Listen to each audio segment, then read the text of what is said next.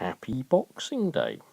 I've already said happy Christmas, so happy Boxing Day from Tony and his family here in Great Yarmouth. Been awake and up and about for a while now, and just been kind of usual pondering on things and wondering what's going to happen, because I think everyone tends to sort of do that around this time of the year, don't they? We start thinking of the new year, thinking of the future, and I know for some of us that's going to be like thinking of no future, nothing going to happen, nothing going to change, going to be in exactly the same position as we are now, in fact probably even in a worse position. Well, let me say some things that maybe might cheer people up and maybe make some points of hope. First of all, remember Captain Scar, sons and daughters. I'll be honest with you, I don't know where it got to in the Christmas charts, so I ain't got a clue. But even so, that talks about working for a new world. It talks about a new hope for our sons and our daughters. There's a better way, and it reminds us that the old order is crumbling. Yes, I want to start with that as a moment of hope, and 79p to download the single on iTunes, and I think it's a really good song as well. And another thing I find really hopeful about that is that the singer, I don't know if it's Captain Scar herself, because I don't know that much about the group, but she's obviously clearly pregnant, so that's great. You know, what could be more about hope and a new future than somebody like her who's pregnant? So my sister-in-law's birthday today. She missed out on being born on Christmas Day and came the day after, Boxing Day. But I expect there are other birthdays today, so if it's your birthday, happy Boxing Day and happy birthday. And any of you who were lucky enough to be born on Christmas Day, and we had a few Christmas Day babies as well, which is kind of nice, but, well, they're going to get birthday and Christmas literally on the same day. Life's going to be interesting for them, but nonetheless, welcome to this world, all of you. Birth is always a reason to be hopeful. Birth is always a reason to be looking to the future. A few things, I suppose, that need to just be remembered. Yeah, we're fighting for that future against an incredibly entrenched political class. Not just a political class, but an economic and social class. Yes, this is class war, there's absolutely no doubt about it. Austerity, more likely planned poverty, is class war. It's the rich merchant and landlord class trying to lay waste to the working class. It's a class of people who never really do any work in their lives, trying to leech off the productive labour of those of us that actually go out to work and produce the things that in many cases we cannot afford to have, or if we can't afford to have them, equally we are being pushed into a position now where we probably won't even have the basic necessities of life: food, water, shelter, security, medical care, basic necessities of life. Working, not working, or not.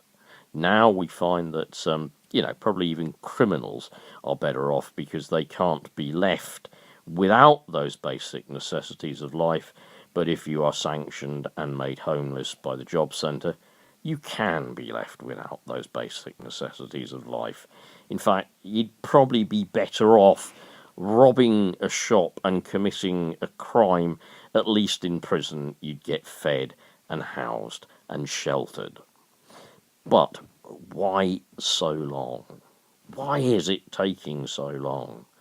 I feel like looking to all my colleagues and my friends in Labour, I feel like almost going up to Jeremy Corbyn, talking to him again.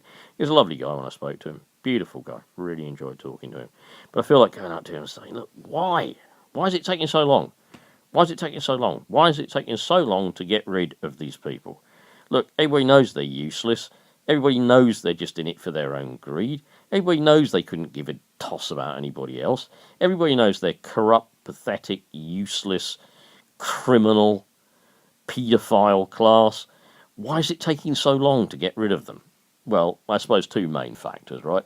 Either way, they still own the media. Check it off, thumbs up, they own the media, right? Check off one, they own it. It says whatever they want, whenever they want. The brainwashing is continuous. Imagine a little drum in the brainwashing machine going round and round and round, and it goes on another wash cycle. Oh, more stuff from the BBC, another wash cycle completing in the brain. Oh, more stuff from the Daily Mail, the Telegraph, the Times. Oh, another wash cycle, right? So they own the media. They own it, they control it. It's going to take ages to defeat that. And the only other reason, well, two words, rich and powerful. They buy elections, they buy people, they buy propaganda, they buy land, they buy houses, they buy jewelry, they buy investments. They virtually buy countries to do their bidding. Yeah, getting rid of that is really hard work. Yeah, the people with the money have their hands on the controls of society. They have the money, they pay to get their hands working the controls. Yeah, so they press this button here or that button there. They have the money, they're allowed to do that. Money buys them control, money buys them power. That's why it's so hard to get rid of them. Hope for 2018, though. Organise, occupy, fight, because if you don't fight, you die, yeah, and get the Tories out. Exploit every opportunity to rid them from the corridors of power. May's terrified. She's absolutely terrified. How many times have you heard us say in PMQs, Jeremy Corbyn, we are not allowing you in here. We are not allowing you to run this country. She's frightened. She's really, really frightened. Not perhaps as frightened as some of the people she'll insist are made homeless. Not as frightened as the people will be of freezing to death on the streets. Probably not frightened in that sense. But she's frightened, yeah? And it's nice to see that fear. And that fear in her shows you that maybe we're beginning to tip the balance. Personal opinion, it's going to take a hell of a lot longer. Seriously, I'm really sorry to say this. I wish I could give better news, but no. More people are going to have to die. At some stage, that may even include me and my wife. May include me, may include my wife. More of us are going to have to die, definitely. It's going to take a long while, but tell me, did anything worth having, did anything good ever come about easily? Yeah? Did it ever come about easily? Tell me, the good and the great things in this world, the advent of socialism and, sort of public owned utilities and whatever, did they come about overnight? Yep. No, of course they didn't. Good things take time, and they take hard work. I mean, was the battle against fascism in World War II won overnight? Did they sort of, one day they were there, and the next day we're all just defeated and gone? It all just happened overnight. Of course not. Look how long World War II took. Look how long it took to defeat evil. It always takes a long time. But no matter how long it takes, hang in there, people. Hang in there. We're going to beat them. We're going to win. And really, the world will be then a better place. And we will indeed have a country that works for everyone, not just the rich few. Have a great new year. Take care.